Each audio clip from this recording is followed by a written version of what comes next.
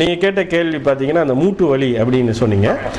இந்த வலி வீக்கம், அதாவது வலி இருக்கிறதுனால தான் டாக்டர்கிட்டே வர்றாங்க. எலும்புல வந்து தேய்மானம் இருக்கு, கால் எலும்பு மூட்டு இருக்கு பாத்தீங்களா, நீ ஜாயின்ல வந்து தேய்மானம் ஏற்படக்கூடிய வாய்ப்பு உண்டு. கழுத்து எலும்பு தேய்மானம், இடுப்பு எலும்பு தேய்மான வாய்ப்பு உண்டு. தண்டுவடத்துல வலி ஏற்படக்கூடிய வாய்ப்பு உண்டு. கழுத்து வலி ஏற்பட வாய்ப்பு உண்டு. ஷோல்டர் பெயின் ஏற்பட வாய்ப்பு இருக்கு. ஜாயின்ஸ், எல்லா ஜாயின்ஸ்லையும் வலி வீக்கம் ஏற்படக்கூடிய வாய்ப்பு இருக்கு. இதெல்லாம் வந்து என்னன்னா நாங்கள் ஆர்த்ரைட்டிஸ் அப்படிங்கிற ஒரு பிரிவை கொடுத்து நாங்கள் வந்து அதுக்கு தகுந்த மாதிரி நாங்கள் ட்ரீட்மெண்ட் கொடுப்போம். சித்தர்கள் என்ன செய்கிறாங்க, அந்த காலத்தில் வந்து கீழ்வாயு, முடக்குவாதம் அப்படிங்கிற பிரிவில் வந்து சில நோய்களுக்கு வந்து மருந்துகளை, நல்ல மருந்து முறைகளை, எதிர்ப்புத்தன்மை உருவாக்கக்கூடிய மருந்து முறைகளை கண்டறிந்து எங்களுக்கு கொடுத்துருக்காங்க. ஆனால் அதே நேரத்தில் வந்து நாங்கள் கொடுக்கக்கூடிய தைலங்கள் இருக்கு பாருங்க, மூட்டு வலிக்காண்டி வெளியில் வலிக்காண்டி நாங்கள் கொடுப்போம் தைலங்கள். அந்த தைலங்கள்லாம் நாங்கள் அதை கொடுக்கும்போது வலி இமீடியட்டாக குறையக்கூடிய வாய்ப்புகள் உண்டு.